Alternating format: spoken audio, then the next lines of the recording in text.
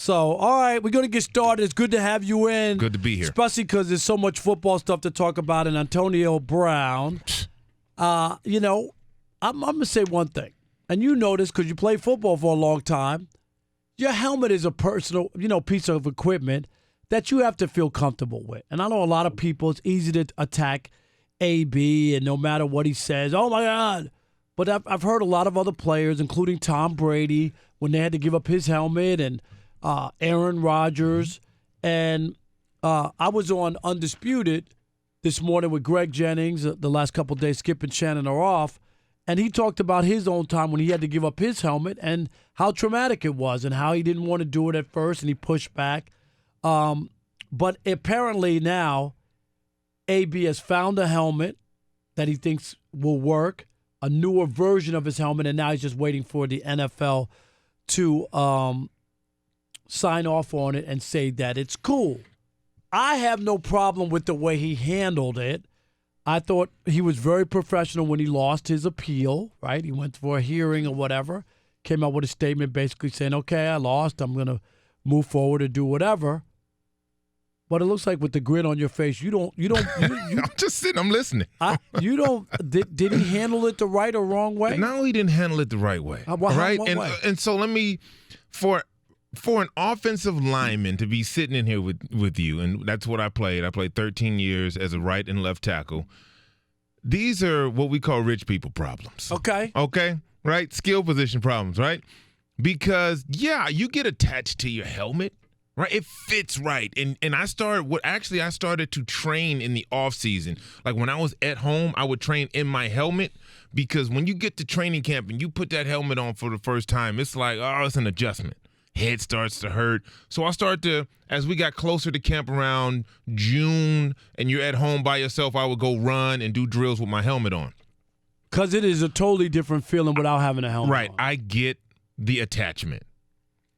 The problem is, and I heard people on various sports shows equating it to shoes, right? Like, oh, well, when comfortable pair of loafers that you have. Yeah, the last I checked, the right type of shoe doesn't stop you from getting a concussion, right? So that's my whole issue. He went about this, so he knew about this in March, right? This isn't a new thing.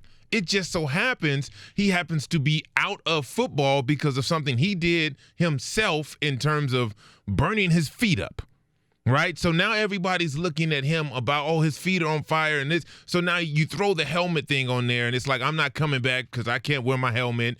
I'll retire. You never believed that story. Of course not, but why would you say it? Why would you even put out there, I won't play? I'll retire from football. All right, I'll give you that because it's just noise, and it's not going to happen. I mean, yeah, no of matter course what. it's noise. But I know Adam Schefter reported, and I respect his reporting, but I'm just like, really? You're going to give up all that money over? But that's right. He said it. No, I get it. We didn't make him say it. He said those things. So when you ask me, did he handle it right? I say no because that's immature. Right, that's a level of immaturity that we've seen from him in the past. But this is my only thing. He has a right to have a hearing, of course. And I'm just saying, a lot of people are like, oh, what's he doing? Well, you never know. You could also have a technicality. You could have a sympathetic arbitrator. I'm just saying, you don't know. And it's a part of the CBA, so he used his right. Why didn't you to do at it in least March? Appeal it. No, I don't know why he's doing it now. Why is he doing it now? Training camp is going on. He has been. Well, but he wasn't playing because of his feet, though. Exactly. Right. And that's the point I'm making. If this helmet thing was such a big issue for him to say that he would stop playing if he couldn't wear his helmet, why wouldn't he handle this in March when he found out he couldn't wear the helmet anymore? I just like the way he dealt with it after the fact. After he was immature about it. That he wasn't a big baby about it. Well, I'm just saying. After he lost, he could have made a stink. He could have gone off on something else. Yeah, and he just said, I'm accepting it. That's like being a dad and you punishing your kid, and they're like, all right, I did something wrong. I get it. All right. That doesn't stop the wrong that they did. The original wrong. Right. So you can't say, oh, I like the way he handled it after he didn't handle it right. I just didn't have a problem with him. Like some people made it a big stink that he was even looking for an appeal, for somebody to do something. That's what I'm saying is that's his right. It's a part of the collective bargaining agreement. And he has a right to say, hey, I know that this helmet is out of style. It's not even out of style. But it's not safe. Right. Right, So according to the league now. According to the league and the new guidelines, and they're trying to do everything they can for player safety, especially when it comes to equipment. Well, because they don't want to be held liable. They don't want to be held liable about again. The players, right? We get it. It's a money thing. I understand that. The fact is, you can't wear equipment that can't pass the board certification. So to fight that, like, look, let me get my brains rattled. Right, that's a level of immaturity that I don't get. But my only thing is, no, I get it. But I do understand why people feel comfortable with something and aren't always that quick to just give it up after you've worn it. Of course, I got my favorite pair of socks that I like to wear all the time. But when you get a hole in them, what's the point? At some point, you got to give them up. I take my socks off. I understand. All right, so let's hear from AB talking about working with the league to certify this new helmet. We got AB talking about. Yeah, they have to certify it and do all the procedures, but we are working with the NFL to make sure we're following all the procedures to be out there, man, in the right equipment. Well, it was good to hear, I'm battling with a foot injury. I see my face all over the news, all the talk, but these guys are doing a good job with supporting me. It's grateful to hear them come out about it, and I'm excited to hear just do my job. Was that the second clip too? Did you do both? Yeah, he ran them back to back. So back to back. Okay, because I was going to ask about the Raiders support, and of course the Raiders will have to support him. They just brought this guy in. They got $30 million. That's what I'm saying, right? I mean, that's what you have to do. You got any kind of just to switch a little bit, the expectations you have for him? I mean, this guy had 15 touchdowns last year in 15 games. Mm-hmm. He's done nothing but produce. His numbers are through the absolute roof as one of the great receivers we've seen in the National Football League. You're right. And we know what he brings to the field, right? We know the type of player that he is. Him being with a Hall of Fame quarterback and Ben Roethlisberger his whole career, put up the type of numbers that were astronomical, right? He's well compensated for what he's one of the top 3 receivers in the league, hands down. Can't argue that. Right. No one's ever argued about his ability. Never. If you do, you're not being real. Exactly. Whether you like the Raiders or like him or the Steelers, whatever that is, you can't. Numbers don't lie, right? We lie. Numbers don't lie. My only thing is his disruptive nature. But you knew that going in when you signed it. I understand It's like the Cowboys now. Here it is. They go, are you sure you want to give Ezekiel Elliott that money? He's had his off-the-field problem. This is the same organization that signed Greg Hardy. Right. You can't have it both ways. Can't have it both ways. He's harbored a lot of bad guys or felons, whatever you want to call them. And now Jerry Jones going to try to use, people are going to try to use that as whether or not you're going to sign somebody. Right. You're the owner who tried to coup on the commissioner for Ezekiel to get him out on the field. Now you're going to tell us what? After he pulled down a tube top and did some other stuff that he probably shouldn't have done. Yeah, but you do have to be accountable for your behavior. I'm not saying that. I'm just saying Jerry's harbored guys like that. So don't act like you're putting together a boys' choir now. Look, we'll get to Dallas. All right, we'll get there. But let's stay on AB. And the thing that I have a problem with AB is, remember a couple years ago he did the Facebook Live from the locker room? Right. As someone who played, right, and knows the sanctity of that locker room and what that means to us, to have that, everybody doesn't get to be in there. You don't get to have a look. You don't get to be a part of that, right? Especially if it's not cleared. When you do that, when everything becomes about how you're arriving to training camp, right? Even this year with the hot air balloon. You know how reckless that is? That's some of the most. It's not illegal. What? Come on, man. I didn't say. Did I say illegal? What I said was reckless. And so what? Are you bothered by that? I am bothered by that. Oh wow. You know why I'm bothered by that? Because What's next? He's going to skydive into training camp? You probably think that'll be great. This is what you signed up for when you signed AB. I understand Don't that. act like you don't know who he is. And that's the problem. It's like a person who marries an alcoholic, and you're shocked on the way home they want to stop by the liquor store. Really? You shocked now? It's like this is a wedding night. You want to go you want to get drunk right now? It's right. like, well, that's what I do, baby. I get drunk every night. Which doesn't excuse the behavior. At what point does he grow up? Rob, at what point does he grow up? It ain't happening in the National Football And you know League. why? It ain't gonna happen. You know why? Because look, and I said this before. He was a 6th round draft pick. I believe the 192nd pick in the draft. All right? When you're drafted that low, you don't have an ego. So you come in, you're humbled. You have to work harder than everybody else just to make the roster. And on top of that, become an all-pro and an all-star. If that ego from someone who came in from humbled beginnings is what it is now, then I blame the Steelers organization because it went unchecked for all these years. And why did it go unchecked? Now you can't check it. You can't check it, and it went It's unchecked. over now. Because you know it's not a fair system. When guys produce, they get away with a lot more. It Just is. like Ben Roethlisberger got away with stuff off the field. Do people forget that? He's this great leader. Everybody. No, I'm just saying. I haven't forgotten that. No, but when people talk about him, they act like he hasn't had no transgressions. No, that's not. He's had plenty of transgressions. Plenty. And guess what he had to do? Worse than an air balloon and worse Right. than Facebook Live. But guess what he had to do? He had to grow up I and understand mature that. because it was about to be over. You mean when he was on his motorcycle during the season? Yeah, and crashed, exactly. all that? Guess what? He had to mature. When does A.B. mature? He done went to France or wherever he went and froze his feet off. As an athlete, Rob, I can tell you, I've been in the cryo chamber hundreds of times. I go now.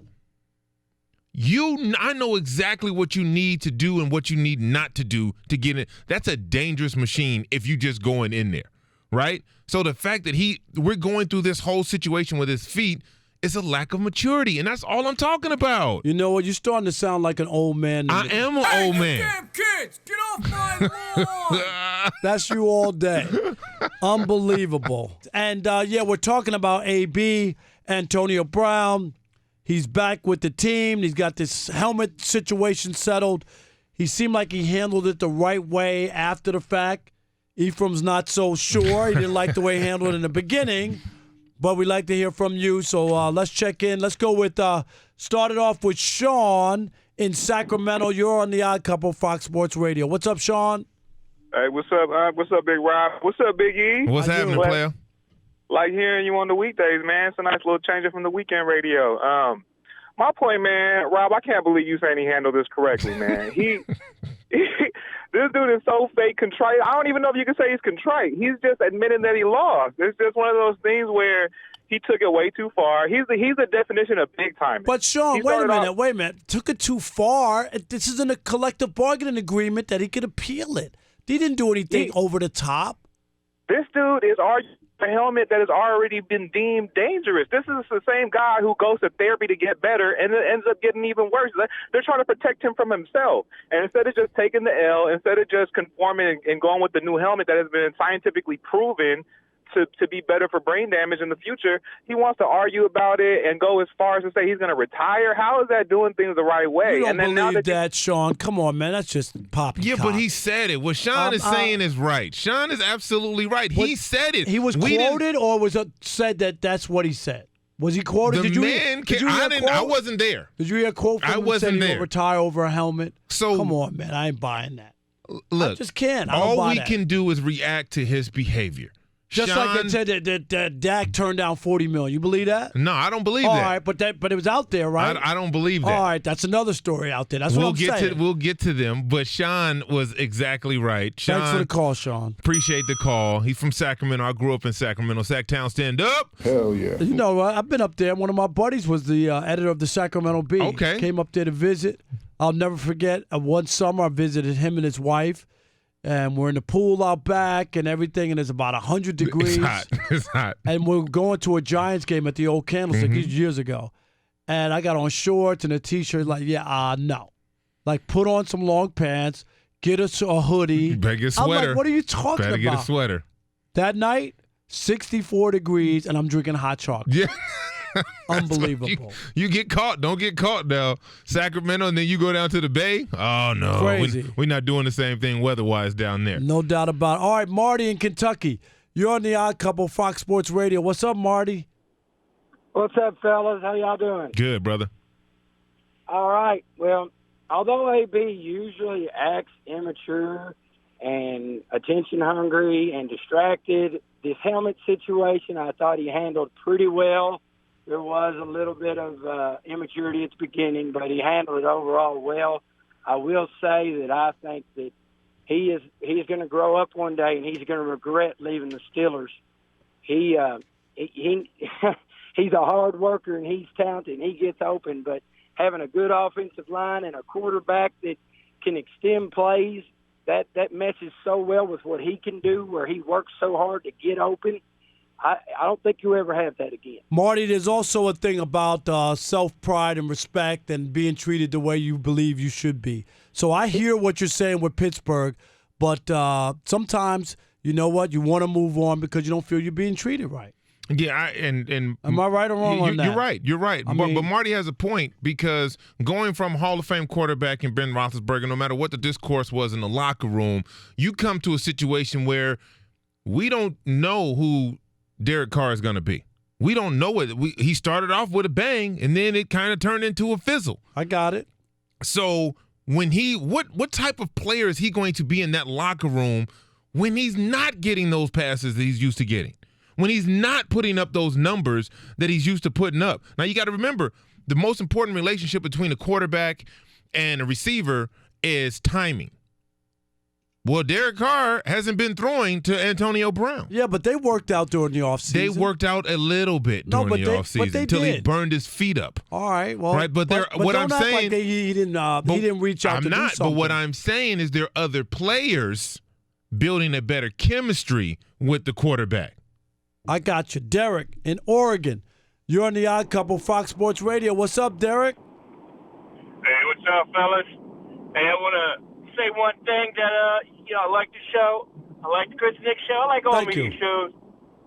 You guys give me something to argue about on the phone, on the radio, looking like a crazy man driving down the road. I appreciate it. All right. I just want to say this. All you guys got to know, football is pure entertainment. Whether it be on the field, whether y'all want to follow these guys' lives off the field, it's all entertainment. They got like the best job. They get paid great money to entertain in whatever crazy way they want to. I can go back to Joe Namath and his big old fox furs he used to wear, looking all crazy. All these people hating on my man, it's just wrong. It's just a pure entertainment business. All right, Derek, appreciate the call. Look, and I understand. Yeah, football is entertainment to people who watch it at home. It ain't real life. It's not real life except for the people in the locker room. And when you have a character or an actor, an entertainer disrupting the cohesiveness of a locker room with antics, then that can turn into a soap opera. And you don't want that in your locker room. So if it's all entertainment, you want the right type of entertainment. You don't want a distraction. Senior NFL reporter for Yahoo and host of Yahoo Sports NFL podcast. His Twitter is @CharlesRobinson. What's happening, Charles, today? What's up, fellas? How you doing? I'm in beautiful, picturesque Spartanburg, South Carolina. Very nice. How long before you get out of there? Oh, I'm sorry. Tomorrow morning. There you go. Tomorrow morning. Can't come quick enough. You and I can have that whole conversation off the air. Yes, we can. I got it. But help me out. What's going on with the Cowboys and Dak? You know, all these numbers. They offered him 30. They want that. He wants 40. No, that was reported to being totally false. What's the deal, Charles? Okay. I'll say this for Jane Slater. So Jane Slater, put it out there that he had asked for $40 million, and then I saw a bunch of people kind of refute that. I don't think she's wrong. I really don't. And now you can play with the numbers and say, well, how much of it was incentive based? Maybe it was $40 million per season based on certain incentives or whatever. But I can tell you this: I heard a week ago from two different franchises that same exact $40 million number. Now the difference was I hadn't gotten it confirmed inside the Cowboys that was sort of their initial starting foray. And so when, Jane Slater reported that, it didn't surprise me at all. And I had heard it from, like I said, I had heard it from two other franchises that had they had distinct interest in knowing, kind of where these negotiations were going.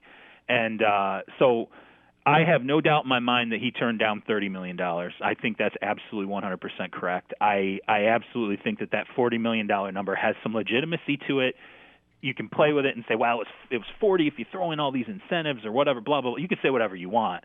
But 40 is 40. If he can get there, he can get there. So big number, and just from talking to folks, who are dialed into this whole thing and saying, look, where is this going? Where is Dak trying to get? It's clear he's trying to get to the Russell Wilson number. $35 million. Russell Wilson signed a 4-year, $140 million deal, highest paid player in the NFL. That's where they're trying to get to with Dak Prescott this season. And straight up, if they don't get this extension done, and Dak Prescott ends up being, tagged for 2020, that number, particularly if he has a good season in 2019, they go to the playoffs, say they're as good as that roster can be, and they maximize that deep into the playoffs. They will start at $40 million, and they won't be starting at $40 million to get to 35. They'll be starting at $40 million to get to $40 million starting in 2020. So that's where this is at. The number's huge. That's the takeaway here. It's a big number. And I think the most interesting thing on my trip so far was getting in with the Philadelphia Eagles, having a chance to talk to some people there, and them saying, hey, when we were talking about our options on the table of Carson Wentz when we entered the offseason, there was a lot of talk in the room about Dak Prescott and the Cowboys because essentially Philly was like, we don't trust Dallas not to screw this up. Like, they could completely blow out this market with Dak. Let's not let them set our table. Let's set our table and turn the tables on them. Here's our extension with Carson Wentz. Now you work off our number. And I got to be honest, when I first heard 40 and Dak, I was thinking more like ounce, not millions. but it is what it is because I'm like $40 million. And then, of course, can you give me an update on Ezekiel Elliott and what's going on with him, the chances of him starting the season, and what's up?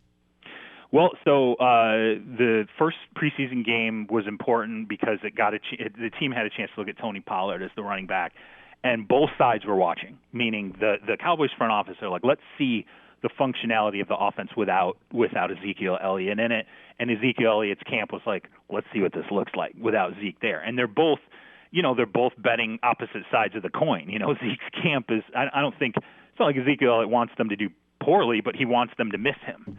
And the Cowboys want to say to Zeke, and they put a lot out there about Pollard recently, saying, hey, we think this is a great guy, and we can roll with this guy if we have to. They're saying all these positive things.